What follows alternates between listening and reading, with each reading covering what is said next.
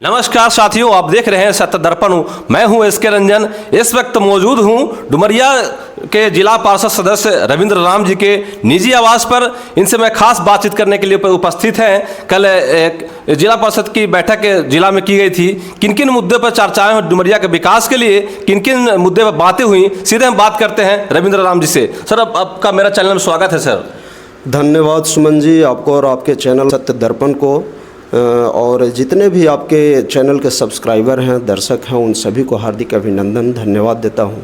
सबसे पहले जो हमारे देश में अहमदाबाद में जो एक बड़ा ही हृदय विदारक घटना घटा, एयर इंडिया के विमान क्रैश हुआ, उसमें हमारे देश के और भी फॉरेन कंट्री के टोटल 265 लोगों की जानें चली गई। उन सभी दिवंगत आत्माओं को मैं श्रद्धा सुमन अर्पित करता हूं। साथ ही जो घायल हुए हैं उन्हें जल्द स्वस्थ होने का कामना करता हूं।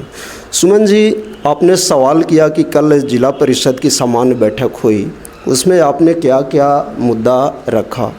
तो मैं आपको बता दूं कि डुमरिया में समस्याएं तो बहुत है। चूँकि डुमरिया गया जिला से लगभग 100 किलोमीटर की दूरी पे डुमरिया है, यानी एक ऐसा प्रखंड है गया जिला का जो सबसे ज़्यादा दूरी पे है।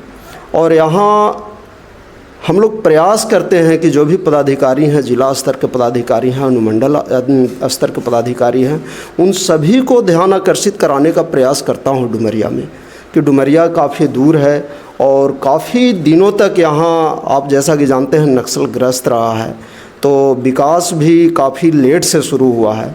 तो यहाँ समस्या तो बहुत है। लेकिन कल की बैठक में मैं जो मुख्य मुद्दाओं पे बात अपनी रखी, उनमें है, आप देख सकते हैं डुमरिया जनता उच्च विद्यालय से लेकर बेला घाटी तक लगभग 8-9 किलोमीटर की ऐसी सड़क है जो आज जर्जर अवस्था में है जी। और हज़ारों गाड़ियाँ इस रूट से गुजरती है। ये रोड और बिहार के औरंगाबाद जिला मुख्यालय को जोड़ता है और झारखंड के पलामू जिला मुख्यालय को जोड़ता है। फिर भी इस रोड का आज हालत इतना ख़राब है कि लोगों को पैदल चलना मुश्किल है।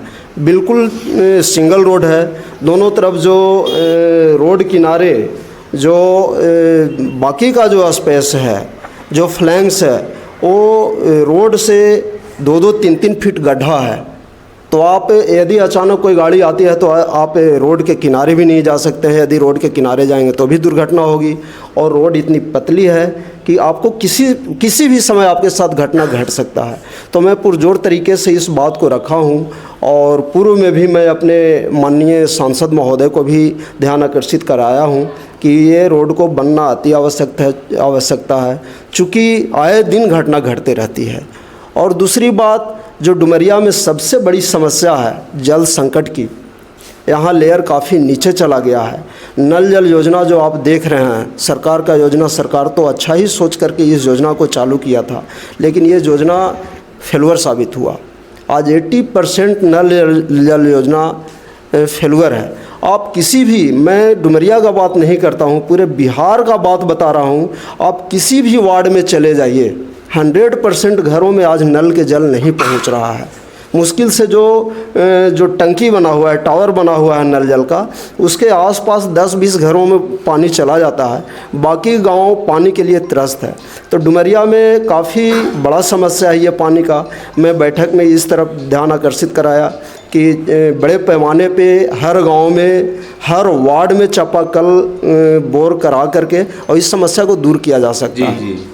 जैसा कि आप लोग जानते भी होंगे कि जिला परिषद को भी लगभग 15 से 20 चापाकल अनुशंसा करने का सरकार मौका दिया है। लेकिन सबसे बड़ी समस्या इसमें क्या है, हमारे यहाँ डुमरिया में लेयर काफ़ी नीचे है। कहीं आप 200 फीट जाएंगे तब पानी मिलेगा, 300 फीट जाएंगे, 400 फीट जाएंगे तब पानी मिलेगा। लेकिन चापाकल के लिए जो सरकार एस्टीमेट बनाया है वो मॉडल एस्टीमेट है, जहाँ 10-20 फीट में, 25 फीट में, 30 फीट में पानी मिल जाता है, वहाँ भी यही एस्टीमेट है। और यहाँ 200-300 फीट के बाद पानी मिलता है, यहाँ भी वही एस्टीमेट है। तो ये बहुत बड़ी समस्या है। इस वजह से यहाँ हम लोगों को दिक्कतें आ रही है। तीसरा जो मुद्दा था हमारा, तीसरा मुद्दा था डुमरिया में प्राथमिक स्वास्थ्य केंद्र है। यहाँ जो चिकित्सक हैं, खास करके चिकित्सा प्रभारी काफ़ी लापरवाही बरतते हैं। हम जनप्रतिनिधियों को अवहेलना करते हैं। अभी मैं आपको जानकारी दूं कि 12 तारीख को ही, पिछले 12 तारीख को ही हम गया से आ रहे थे। आदरचक में एक टेम्पू पलट गई और उसमें कुछ लोग घायल हो गए। एक व्यक्ति तो बिल्कुल सीरियस था, बहुत ज़्यादा घायल था। उनका दोनों पैर का घुटना बिल्कुल क्षतिग्रस्त हो गया था, इधर पोखरा टूट गया था। तो वैसे स्थिति में जब मैं पहुंचा वहाँ पे, तो सबसे पहले मैं सोचा कि इन्हें एम्बुलेंस मुहैया कराया जाए, किसी तरह से हॉस्पिटल पहुंचाया जाए। तो एम्बुलेंस को फ़ोन लगाया, कोई रिसीव नहीं किया 102 नंबर पे। फिर मैंने चिकित्सा प्रभारी को फ़ोन लगाया, 3-4 बार फ़ोन लगाया, लेकिन उन्होंने हमारा फ़ोन को कोई रिस्पांस नहीं दिया, रिसीव नहीं किया। मैं फिर अपने गाड़ी में बैठा कर, जो हमारे साथ 2 लोग थे उनको मैं गाड़ी से उतार दिया कि आप लोग को बाद में रिसीव करा लेंगे या किसी तरह से आप लोग आ जाइएगा। मैं अपने गाड़ी में उस व्यक्ति का जो चोटिल थे, बुरी तरह से घायल अवस्था में थे, उनको बैठा करके ला करके प्राथमिक स्वास्थ्य केंद्र में भर्ती कराया। मैं अपने निगरानी में देख रेख में उनको इलाज कराया। जब इस विषय पे मैं चिकित्सा प्रभारी से बात किया कि सर आप हम लोगों का कॉल नहीं उठाते हैं तो आम जनता को फ़ोन क्या उठाएंगे, उन्होंने बोला कि शायद आप सरकारी नंबर पर कर रहे होंगे। अब बताइए, सरकारी नंबर उनको सरकार दी है, लेकिन सरकारी नंबर पर जो कॉल जाएगा उसका वो रिस्पॉन्स नहीं देंगे। तो ये हालत है डुमरिया प्राथमिक स्वास्थ्य केंद्र का। इनके लापरवाही के वजह से कई पेशेंट जो बच सकते हैं, गया 100 किलोमीटर की दूरी है, जाने में एम्बुलेंस को भी 2 घंटा लगता है। इनके लापरवाही के कारण गया पहुंचने से कई मरीज दम तोड़ देते हैं। तो इस पे भी मैंने स्वास्थ्य विभाग को ध्यान आकर्षित करवाया और डुमरिया में समुचित व्यवस्था का मैं मांग किया स्वास्थ्य विभाग में। चौथा जो मैं मुद्दा रखा, बड़ा ही एक महत्वाकांक्षी योजना बिहार सरकार का है, सेवरा पंचायत अंतर्गत राजबांध। जब राजबांध का काम शुरू हुआ था तो यहाँ के किसान बड़ा प्रसन्न थे, बड़ा खुश थे कि अब हम लोगों को कुछ समस्या का समाधान हो जाएगा, सिंचाई का व्यवस्था हो जाएगा। सभी लोगों ने उसमें साथ दिया, राजबांध बनकर तैयार हो गया। लेकिन उसका जो पानी निकासी का जो बना हुआ है जगह, जो चाहका टाइप का बना हुआ है, वो थोड़ा लेवल से ऊंचा है। पानी उसमें स्टॉक रह जाता है, पानी निकासी नहीं हो पाता है। और जो राजबांध के अंदर जो अनावश्यक टीला टीली ऐसे ही है, मैंने कहा कि वो टीला टीली के मिट्टी को आप यदि समतलीकरण करके और उसको लेवल कर देते हो तो वाटर स्टोरेज भी बढ़ जाएगा और जो पानी निकासी वाला जगह से पानी नीचे हो थोड़ा ऊपर आ जाएगा, पानी का निकासी होगा तो सिंचाई में आसानी होगी। तो इस पे भी मैंने अपने बैठक में ध्यान आकर्षित कराया और मांग किया कि उसका समतलीकरण किया जाए। क्या कुछ कहिएगा, गुजरात के अहमदाबाद में जो ट्रेन क्रैश हुआ, इसमें इतने लोग घायल हुए, कितने लोग जख्म हुए और मृत्यु भी हो चुकी थी, इसको लेकर क्या कुछ कहिएगा?